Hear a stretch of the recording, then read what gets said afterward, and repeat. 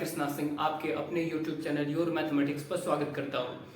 तो इससे पहले हम लोगों ने जो है पार्शियल डिफरेंशियल इक्वेशन में हीट फ्लो इक्वेशन को हम लोगों ने जो है वो वेरिएबल सेपरेबल यानी separation of a variable method technique से फाइंड करना देख लिया था। ठीक है, उसका सॉल्यूशन हम लोगों ने फाइंड करना देख लिया था। उसमें 3 केसेस बने थे और 3 केसेस में जो है एक केस जो था वो हीट की प्रॉपर्टी को फॉलो कर रहा था, यानी अगर टाइम इंक्रीज हो यानी टाइम अगर बढ़े तो हीट जो है डिक्रीज करता है। एक सिंपल बात है कि अगर आप किसी चीज पे किसी भी बॉडी पे जो है अगर आप हीट देते हैं और समय के बढ़ने के साथ जो है अगर टाइम बढ़ रहा है और उस पे सोर्स हटा लिए तो वो जो है अपना हीट उसका कम होता जाता है।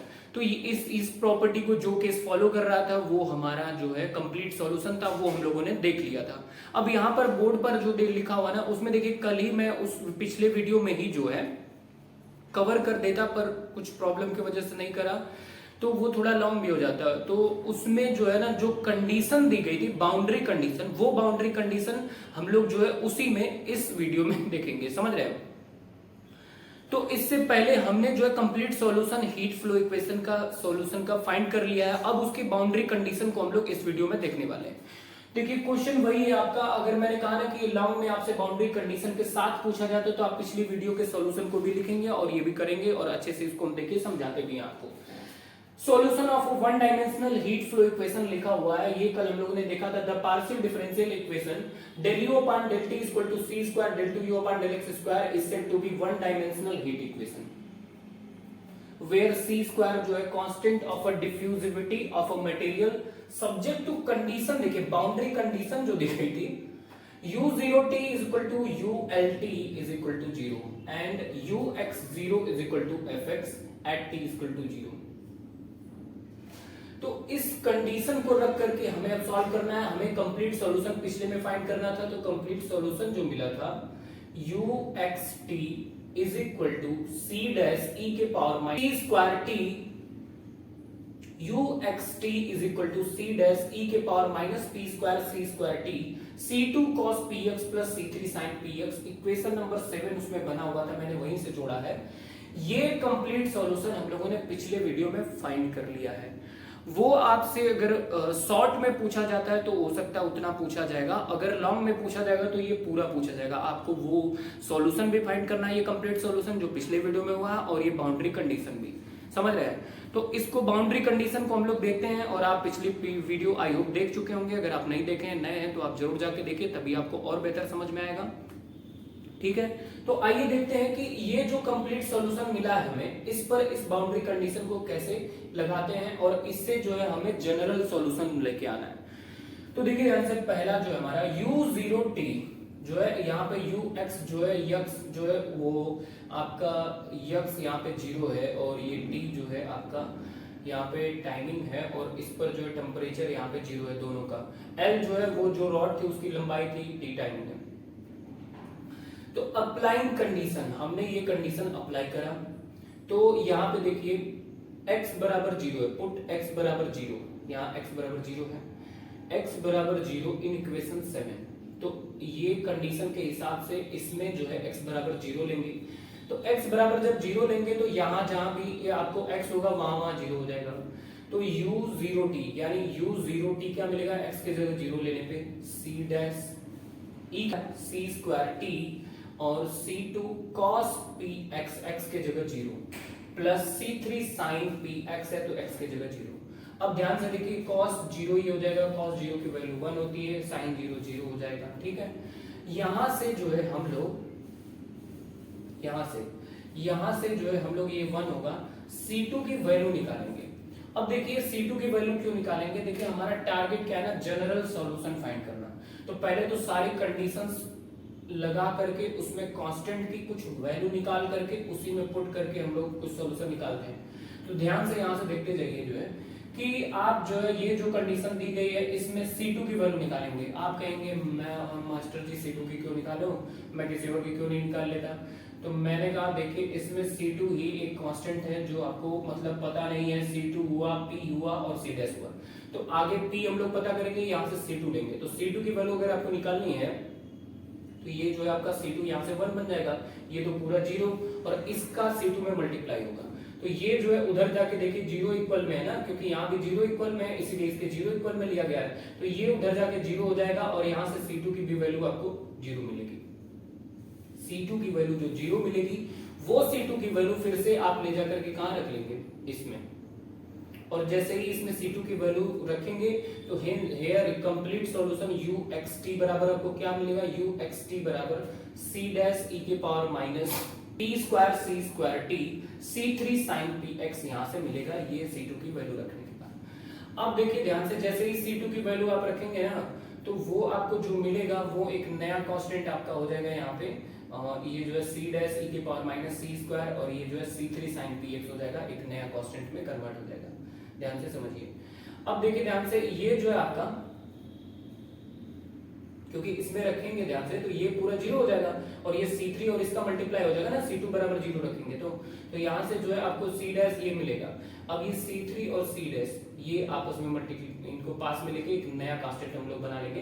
तो uxt बराबर कैपिटल A कांस्टेंट बना लिया गया, e के power minus p square c square t sin px, ये जो है आपका 7 एक इक्वेशन बन गया। ठीक है, आई होप ये चीजें आप समझ गए होंगे। अब uxt बराबर ये जो है आपका एक इक्वेशन बन गया। उसके बाद ये वाली तो कंडीशन अब आपने ये वाली फिल करा ली। अब हम लोग ult वाली कंडीशन फिल कराएंगे, ult इक्वल टू 0।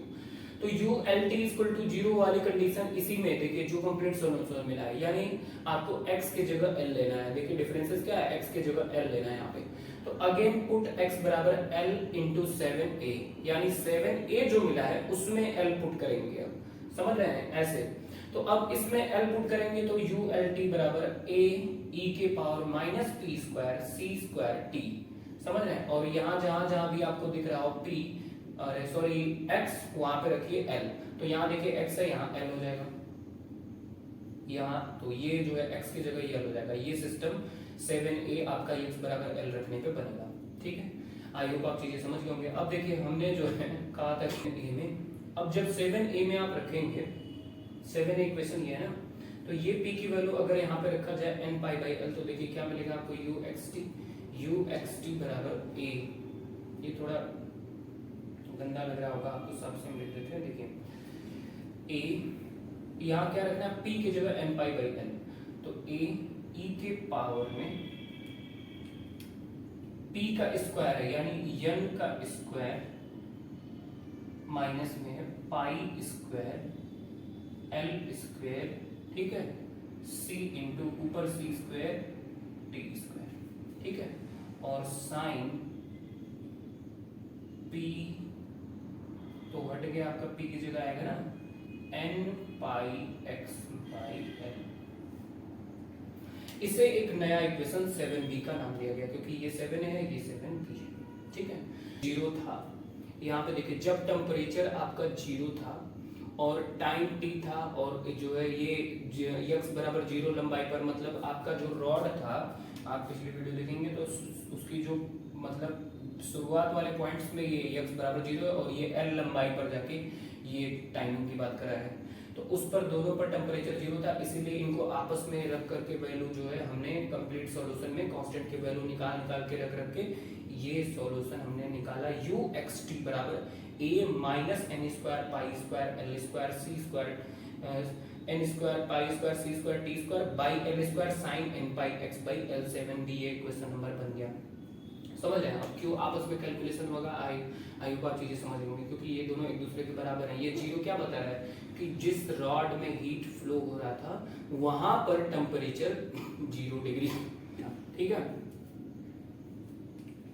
अब उसके बाद जो देखिए, अब हमारा ये कंडीशन बचाना, ये क्या था कि ये जो है अगर आप fx अमाउंट का थोड़ा सा हीट देते हैं उसको, तो ux0 बराबर fx हो जाएगा। और जब हमारा टाइम जो है 0 हो, यानी अभी शुरुआती टाइम हो एकदम, मतलब बहुत ही लिमिटेड टाइम के लिए, तो नाउ द जनरल सॉल्यूशन, इसको हम लोग यहाँ सेटिस्फाई करेंगे, यानी और 0 लेंगे किसमें, जो हमें ये इक्वेशन निकलता आया है। तो uxt बराबर n इक्वल टू 1 से इनफाइनाइट an, ये जो हमें मिला है इसी से, सॉरी अब देखिए यू एक्स टी बराबर ये जो निकला है ना, इसको क्या करेंगे हम लोग जो है कि अगर इसको जनरल टर्म के लिए निकाला जाए, यानी यन टर्म के लिए, हमें यहाँ पे जनरल सॉल्यूशन फाइंड करना है ना, तो हम लोग जनरल के लिए निकालेंगे। तो अगर इसे मैं जनरल के लिए कहूँ तो इसका समेशन करके, यानी सबका सम जो है वो a1 a2 dot dot dot an का सम भी वही होगा। तो उसको कैसे लिख सकते हैं, now the general solution of one, यानी जो इक्वेशन 1 था उसका ये जनरल सॉल्यूशन कैसे बनेगा। तो n इक्वल टू 1 से इनफाइनाइट ले लेंगे, a को an ले सकते हैं, e के power minus n square pi square c square t by L square sine n pi x by l, ये इक्वेशन नंबर 7c बन जाएगा। समझ रहे हैं?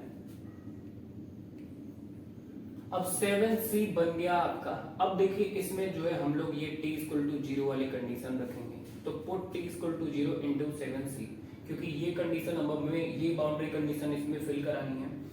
तो x u x 0 रखेंगे, तो n इक्वल टू 1 से इनफाइनाइट an।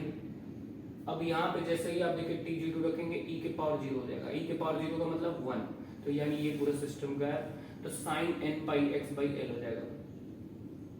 कोई दिक्कत? यहाँ तक की बातें आपको पूरा समझ में आ रही होंगी। अब ये है क्या, ये ध्यान से देखिए, fx के बराबर है, तो हमने fx के बराबर ले लिया। इसका मतलब कि ये जो सिस्टम है ये fx के बराबर लिख सकते हैं। तो और fx बराबर n इक्वल टू 1 से infinite an sine n pi x by l। अब यही आपका जनरल सॉल्यूशन बन जाता, पर हमें an की कुछ वैल्यू चाहिए। क्या चाहिए? an की वैल्यू। an की वैल्यू फाइंड करने के लिए हम लोग जैसे वेव इक्वेशन में करते आ रहे हैं कि multiply both side by sine m pi x by l and then integrating with respect to x between the limits x equal to 0 से x इक्वल टू l तक। समझ रहे हैं? यानी आपका जो ये n टर्म के लिए है, अगर इसे m टर्म के लिए कहा जाए, किसके लिए? m टर्म के लिए, तो इनमें जो है आपका m sine m pi by x l का बोथ साइड, आपको पता है बोथ साइड हम लोग कुछ भी मल्टीप्लाई कर सकते हैं। थोड़ा सा ये कैलकुलेट करने के लिए, जनरल वैल्यू निकालने के लिए m पाई x का मल्टीप्लाई करना होगा। ये वेव इक्वेशन में हमने बताया हुआ है, एकदम उसी की तरह चल रहा है, और इसको 0 से l इंटीग्रेटेड लिमिट पर इंटीग्रेट करना होगा। 0 से l क्यों? क्योंकि l लंबाई का हमने रॉड लिया था और उसी पर इंटीग्रेट करना होगा इसको जनरल वैल्यू फाइंड करने के लिए।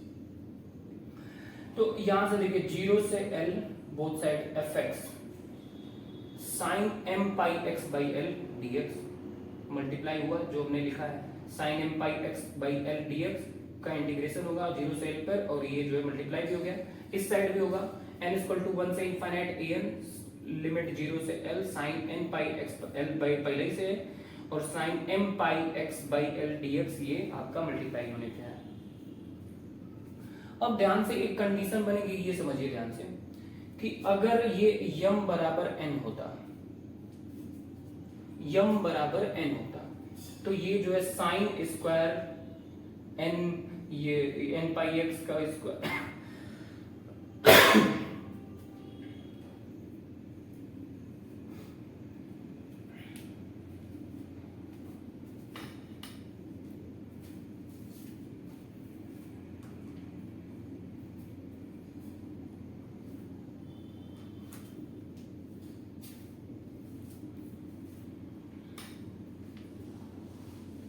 अगर आपका ये n बराबर m होता, तो ये sine m pi x by l का होल स्क्वायर हो जाता, यानी साइन स्क्वायर हो जाता। और स्क्वायर जब होगा ना, तो आप रख के देखिएगा वैल्यू जो है वो इंटीग्रेट वगैरह करके देखेंगे, तो जो वैल्यू मिलेगी वो l बाई 2 मिलेगी। समझ रहे हैं? यानी अपर लिमिट और लोअर लिमिट और इंटीग्रेशन करने के बाद जो है इसकी वैल्यू m बराबर n पर l बाई 2 मिलेगी। करके आप देख लीजिएगा।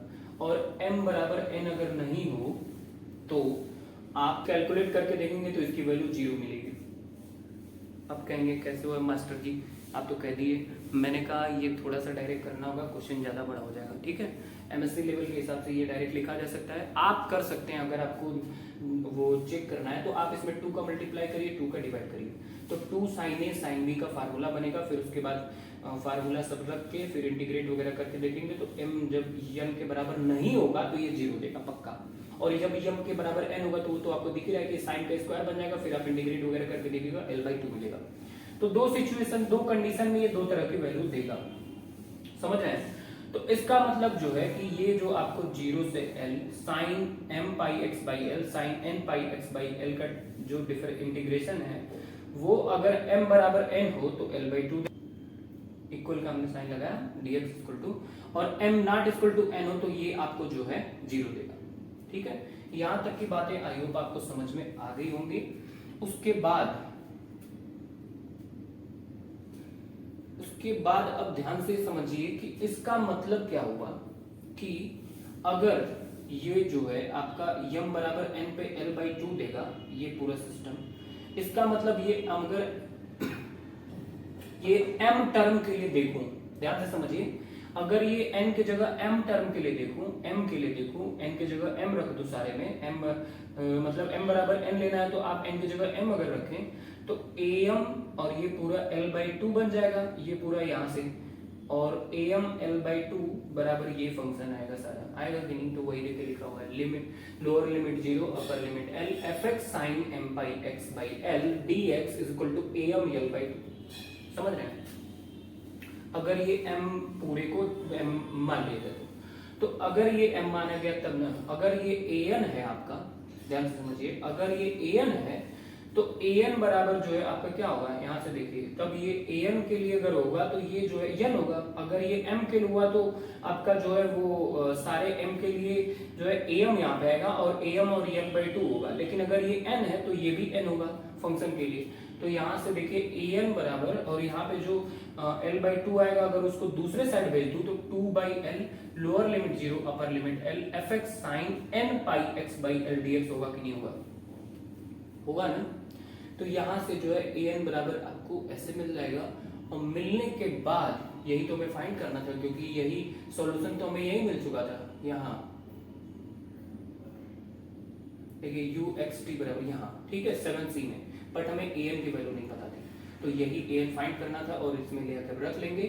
तो hence the final general solution of heat flow equation of 1, यानी हीट फ्लो इक्वेशन ऑफ 1 जो आपका ये है 1 इक्वेशन है, ये इसका जनरल सॉल्यूशन जो है वो an बराबर रखने पर इसमें uxt बराबर n इक्वल टू 1 से इनफाइनाइट an e के power n square minus n square pi square c square l square sine n pi x by l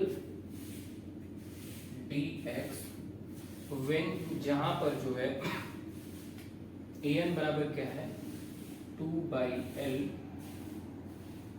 lower limit 0 upper limit L fx sin n pi x by L dx, ठीक है। ये जो है finally general solution आपको मिलेगा। तो I hope आप चीजें समझ गए होंगे।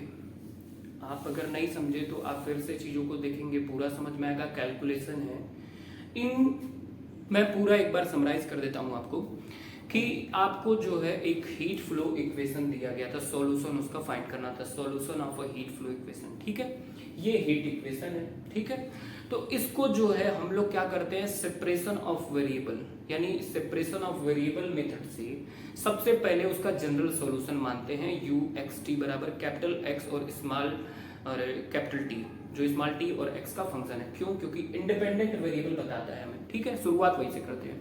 उसके बाद जो है हम लोग मानने के बाद वहीं से शुरुआत करते हैं। उसके बाद जो है वहां से एक कांस्टेंट लेते हैं और उस कांस्टेंट को हम लोग जो है, ये पिछली वीडियो से मैं पूरा रिलेट करके बता रहा हूं आपको, वो कांस्टेंट आपका 0 हो सकता है, निगेटिव हो सकता है, पॉजिटिव हो सकता है। उसमें 3 केसेस बनते हैं। जो केस जो है हीट की प्रॉपर्टी को फॉलो कर रहा है किसी मटेरियल में, वही आपका कंप्लीट सॉल्यूशन बनता है। वो आपका ये बन के आया था पिछले वीडियो से। उसके बाद उसके लिए कुछ बाउंड्री कंडीशन इसमें दिया हुआ था, वो बाउंड्री कंडीशन हमने रख करके कैलकुलेट करके यहाँ पे ये जनरल सॉल्यूशन फाइंड करा, ठीक है। तो अगर आपसे ये लॉन्ग में पूछा जाएगा तो ये पूरी बात आपसे पूछी जाएगी और आपको ये पूरा कैलकुलेशन इस तरीके से करना होगा। और आई होप आप पूरी अच्छे से बातें समझ गए होंगे। अपना फीडबैक कमेंट में जरूर बताइएगा कैसा लगा आपको वीडियो। मैंने पूरी कोशिश करी आपको बेहतर से बताने की, और हर एक छोटी बड़ी चीज़ को आप ध्यान से देखेंगे तो समझ में आएगा। थोड़ा कैलकुलेशन है पर पूरी बेहतर समझ में आएगा। अपना फीडबैक देते रहिए, और अगर आप चैनल पर नए तो सब्सक्राइब कर लीजिए और अपने सारे दोस्तों को शेयर कर दीजिए। स्वस्थ रहिए, मस्त रहिए। Thank you.